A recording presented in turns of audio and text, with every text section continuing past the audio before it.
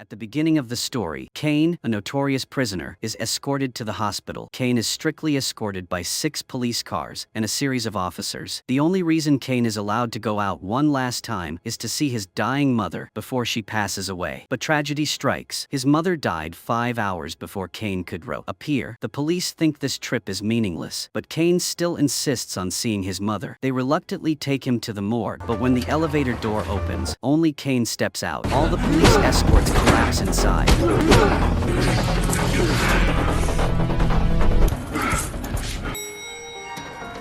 And he takes the opportunity to escape through the back door. Cain changes clothes, sneaks into the city, and then finds a gangster bar. Outside the bar, Cain knocks out 2 guards and enters the bar. Cain orders a beer and sits down to enjoy it. Sitting not far away, they were discussing what happened last night. One of their comrades was knocked down by a mysterious person. The dwarf in the group said that he and a guy named Jock were making a deal when a guy in black appeared. After a few words of challenge, Jock approached and was knocked down by him. When the dwarf was about to rush in to save them, the guy in black disappeared. Cain heard the story and laughed sarcastically, which attracted their attention. A dwarf angrily walked over, but Cain remained calm and even laughed even more. The group was about to rush in to beat Cain, but the owner, Becky, stopped them and threatened to chase them away if they caused trouble. Cain temporarily sat still because he didn't want to cause trouble, but when their story continued with a boastful tone, this made Cain unable to sit still anymore. The atmosphere in the tavern became tense. It seemed like a fight was about to happen. After listening to the dwarf bragging about the encounter with the man in black, Cain laughed coldly, exposing their cowardice. When their comrades were killed, that he was the one who killed Jock, causing the whole group of thugs to be stunned. Immediately after that, the dwarf was about to rush in to fight to the death with Cain, and the whole group went crazy and rushed at him. But Cain quickly grabbed a gun from one of them and pointed the muzzle at the whole group. The atmosphere was extremely tense when the door of the shop opened. Stupid, noisy. It was Hyde, Lincoln's junior, Cain's brother. Hyde did not know that his junior was being controlled. He still arrogantly mocked Cain. Hyde's juniors all denounced Cain, claiming that Cain was just the one who dared to shoot,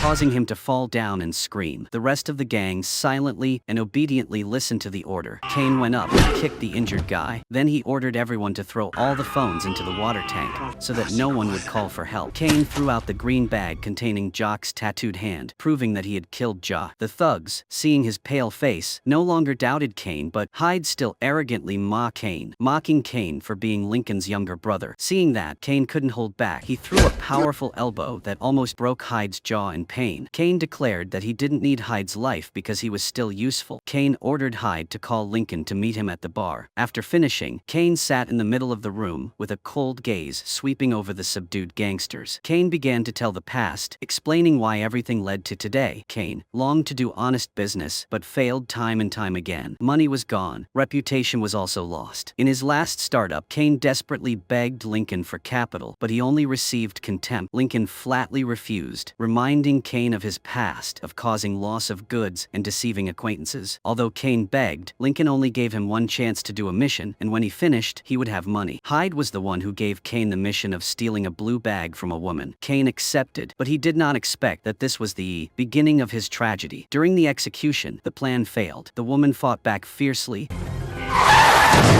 and the police quickly arrived. Cain was arrested on the spot, and he could not get the blue bag. As a result, Cain was sentenced to 5 years in prison. His life turned into a dark, dead end. Right from the moment he entered prison, Cain became the target of his seniors. At first, Cain thought he was strong enough to protect himself, but after a few rounds, Cain was surrounded and brutally beaten. The leader also physically and mentally abused him. They forced Cain to bite the iron bar and pulled hard, causing all his front teeth to fall out. Cain was then taken to the hospital for treatment, but Cain was only given a set of crude iron teeth, which unintentionally became his terrifying mark. For 5 years, his mother was the only one who visited Cain, but she only blamed him for not doing anything but causing trouble. Cain loved his mother, but her scolding only hurt him more. Lincoln, whom he once considered a supporter, never came. Cain realized that he had abandoned him. In a Everything he had to endure stemmed from that year's mission. Locked within 4 cold walls, Cain understood that if he was not strong, he would die here. From then on, Cain's cell turned into a gym where he trained his physical strength and will every day. Once, when Cain was walking in the hallway, 2 prisoners pulled out knives and attacked him, forcing him to fight back fiercely. The jailer appeared to stop him, but Cain was not cleared of his innocence, but instead his sentence was increased by another year. Cain was furious because no one stood by him. Cain realized that justice here was just a joke. The strong trampled the weak unjustly. From then on, Cain did not let himself become a victim. He threw himself into training like crazy. Through each day and week of training, Cain's body became as strong as steel, and his will as sharp as a knife. During breaks, Cain took the initiative to confront the group that had bullied him. Cain knocked them down in a moment. Each of Cain's punches was like a sledgehammer, completely defeating them. The leader could only endure for a few seconds before collapsing. When forced to confess, he confessed that someone had offered a reward of $6,000 for anyone who could kill Cain. The most painful thing was that the person behind it was none other than his brother Lincoln. Cain was stunned, unable to believe that his own blood relative wanted to kill him to such an extreme. The leader's sincere fear in his eyes showed that he was not lying. Pain turned into anger. Cain tried to find answers, but nothing made sense. Cain immediately planned revenge. Cain turned the prison into a training ground to hone his skills. His bed, kitchen, and hallways all became places for him to practice. The prisoners did not understand what was happening. They only saw Cain becoming more aggressive and constantly fighting. Every time he was isolated or his sentence was increased, Cain considered it part of his revenge plan. For 5 years he turned himself into a monster. Cain nurtured his strength with unquenchable hatred. Then Cain continued the series of tragedies, leaving the gangsters and Hyde speechless and shocked. Cain's escape was the result of injustice, betrayal, and a series of extreme suffering. When his mother died, it was the last thread that tied Cain to humanity, but he still hid the truth. Cain did not want her to leave with a heart of despair, even though Lincoln was the one who destroyed everything. Cain said in a low voice that he had lost everything, only anger and a thirst for revenge. After listening, Hyde still sarcastically said that Cain was no different from the cowardly gangsters out there. Cain smiled faintly, then looked down at Hyde and said that he was terrible, but everything had a purpose. Cain recounted the day he robbed the green bag. He thought it was simple, but it turned into an unexpected tragedy. The woman chasing him was hit and killed by a car. That image haunted Cain for the rest of his life. Immediately, the police came to arrest Cain because he and Lincoln had been followed for a long time. The woman's death made Cain's crime more serious. It was difficult for him to escape. A police officer said frankly, they knew all of Lincoln's tricks, but were still secretly following him. This case Cain committed was just one of hundreds of cases he had committed. Their way of working was very sophisticated. The first victims were family members. Cain was among them. Lincoln often took advantage of people who needed money and let them transport goods. Then he had someone else rob the goods. Then Lincoln blamed the carrier for losing the valuable goods. While the carrier did not know the true value of the goods, innocent people became victims of debt collection and robbery. Their lives were ruined by Lincoln. According to the police, Lincoln's victims numbered in the hundreds, but Cain did not believe it. He thought the police were framing his brother. So, Cain repeatedly asked for a lawyer to defend him, but Cain was refused. Then Cain was tied to a chair in the interrogation room and was brutally tortured, but he refused to sit still and fought back with a steel head. Cain attacked the policeman even though his hands were still handcuffed behind his back. However, Cain was quickly subdued. In retaliation, Cain was pinned to the floor by the police. Meanwhile, at the bar, Lincoln and his men appeared. He was surprised to see that Cain had controlled everything. The faces of the underlings were bloodless, their phones were confiscated, and they were even stripped for inspection. When they saw that no one was capable of harming Cain, they stood aside. At this time, Lincoln also discovered that his underlings had been shot dead by Cain. Lincoln tried to calm down the situation. Lincoln advised his brother to put down the gun, but Cain was no longer easily subdued. Cain clearly declared that he was the master here, so he would decide everything. Hyde was also forced to kneel by Cain. Cain then told Lincoln about the 7 years of hell he had endured. Cain was stabbed countless times, he was ambushed, his life was threatened many times, and he was even forced to kill to survive. Every cell in Cain's body was in pain, and his face was disfigured from being splashed with acid. Cain was very lonely and scared, struggling to survive. Cain exposed the truth that the person behind it all was Lincoln. He bribed the prison warden and hired prisoners to kill his brother. Faced with the obvious accusation, Lincoln still stubbornly denied it. He did not admit any crime. Cain understood Lincoln's cunning nature, so he no longer believed any excuses. Cain mentioned the policeman who was bribed by Lincoln. He was the one who beat Cain in the interrogation room. This policeman deliberately provoked Cain to go crazy. From then on, his sentence became heavier. Lincoln pretended to be innocent and challenged Cain to bring the policeman to confront him, but Cain coldly replied that he had been dead for a long time. After escaping from prison, Cain once sought out this policeman to take revenge. Although he was no longer in the industry, Cain still knew the address. At first, the policeman did not recognize him because Cain's face had been disfigured after 7 years, but when he heard his voice, he immediately recognized him. However, the policeman's arrogance remained unchanged. He intended to teach Cain a lesson, but he had no idea that Cain had changed. Before the policeman could strike, Cain had already struck and killed him in just a few lightning-fast blows. Cain continued to expose the truth, emphasizing that Lincoln had harmed dozens of innocent victims, but Lincoln still covered it up and said that the woman's death was just an accident. Lincoln thought he had calmed his brother, but Cain listed dozens of names of his victims. They either lost their lives or had their families broken. Hyde was stunned when he heard Cain read the names. He didn't expect that Cain remembered each victim's name clearly. However, Hyde still used dirty words to justify them. But Cain no longer had the patience to listen. He immediately pulled the trigger and killed Hyde. Half of his brain was scattered. The rest of the group was terrified by Cain's coldness. Since entering, Cain had killed 2 people. Those who looked down on him were panicking and worried about their lives. Cain took out the phone and asked Lincoln if he knew who it belonged to. Cain said that after escaping, he went to Lincoln's trusted accountant. Cain threatened his family, forcing the accountant to hand over all the documents and transfer all the money that Lincoln had defrauded. If he cooperated, Cain would give his family a way to live. Seeing that, the accountant gave in and handed over all the information to Cain. Then Cain forced him to transfer all of Lincoln's money to another account, leaving only a small amount. Lincoln was suspicious and did not believe it. Cain showed him the balance on the account. The money that Lincoln had accumulated over the years of defrauding had now disappeared. He did not understand why Cain did that. Cain replied firmly that he knew he was a victim of Lincoln and others. Then he declared that today was Lincoln's death anniversary, and also the day the debtors were released. Cain accepted that he was useless, but he wanted to use his blood to redeem their lives. This was the only good thing Cain could do in his life. During his years in prison, Cain carved the names of Lincoln's victims on the wall to remember. It was the only thing he could do. Cain wanted to never forget his brother's cruelty and nurtured the fire of revenge. One day, Cain was lying in the hospital room after a fight when an inspector came to see him and said that Lincoln had sent someone to kill Cain, but he did not understand why Cain always protected him. Cain did not want to answer that question, but he only asked to see his mother before she passed away. If this was met, Cain would reveal everything. When telling this, Lincoln still brazenly denied his crime. He even insulted his brother as useless. Provoked, Cain let Lincoln's men out. He only kept Lincoln to settle the grudge. They did not dare to leave because Lincoln did not allow it. Lincoln affirmed that Cain only had 2 last bullets. While there were dozens of them, Cain would be torn to pieces. Cain coldly replied he only needed 1 bullet to blow Lincoln's head off, and he didn't care about his own life. While the 2 sides were struggling, the female owner Becky suddenly used a wine bottle to hit Cain, causing him to be stunned and drop his gun. The underlings took the opportunity to rush in, but Cain counterattacked fiercely, taking down each of them in the blink of an eye. He told them that fighting had become his daily bread, and he couldn't sleep without one. Cain only had a wooden stick in his hand to fight. From the bald guy to the hairy-mouthed guy, from the fat belly to the skinny guy, he beat them all up. A guy holding a machine gun came in from the bathroom and started shooting randomly, but he accidentally killed his comrade. Seeing that, Cain rushed in to grab the weapon and killed a few of them. However, Lincoln's subordinates were quite numerous. Many of them were strong and resilient. One of them almost sent Cain back to his grandparents. When he was about to force Cain to his death, Cain used his iron teeth to bite off the blood vessels of his subordinate until he died. The bald man had just rushed forward when the long-haired man stabbed Cain with a knife. Cain twisted his arm and sent him to heaven. Blood filled the restaurant. Everyone fell down. In the end, only Lincoln and Cain remained. Cain stepped in to confront his brother. Lincoln had a gun in his hand, thinking that he could kill his younger brother, but he did not know that the gun had run out of bullets before. Cain asked why Lincoln pushed him to his death. Lincoln coldly replied that he did not want anyone to ruin his business, including his younger brother. Even though Becky gave Lincoln a knife, he was still helpless before Cain's overwhelming power. Cain bent the knife towards Lincoln's chest. Then he used all his strength to stab straight into Lincoln's chest. The stab ended all hatred, freeing Cain and the victims who had been harmed by Lincoln. Cain remembered how he forced the the accountant to take Lincoln's money. He forced the accountant to transfer all the money Lincoln had stolen to the victims. After the bloody battle, Cain smiled slightly. For the first time, Cain felt at peace. After many years of sin and betrayal, he finally did a good deed before going to see his mother. Cain redeemed justice for the innocent. He paid with his blood and life. From being pushed to the end, Cain became a cold and cruel revenge machine. But after all, he paid his debt to life, ending the tragedy with the final justice. Lincoln's death not only ended a villain, but also liberated those he had harmed and Cain himself. The movie ends here. Thank you for watching, and see you again.